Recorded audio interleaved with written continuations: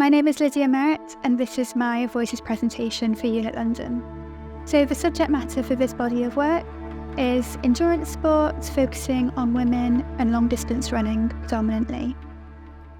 Drawing is the fundamental underpinning of my practice. I draw every morning when I come into the studio as a way of limbering up and getting ready to work on a larger painting.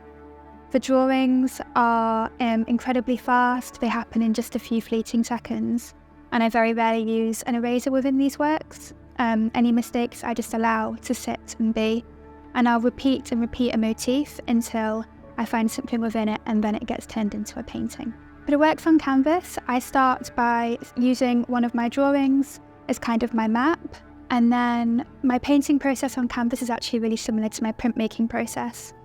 I use a lot of rags and I put paint on, and then I start taking it off.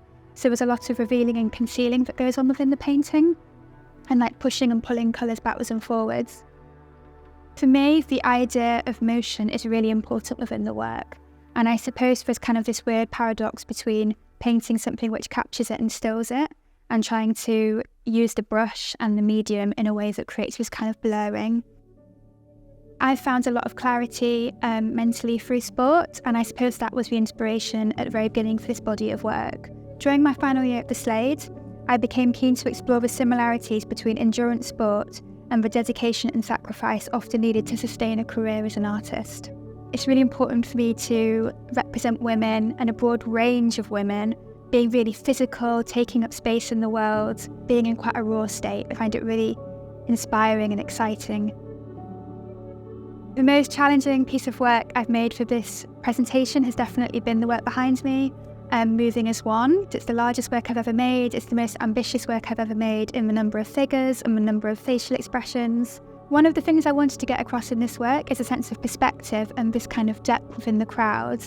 And also it's very much about a notion of being alone while in a big group and the collective silence of concentration.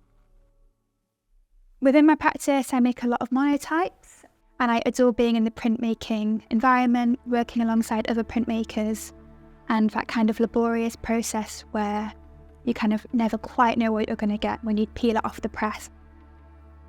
I like the element of chance within the work. I like things not being perfect. I think it adds something to them which gives them a character and a sense of rawness, which I try and get through in the figures, this kind of rawness and reality.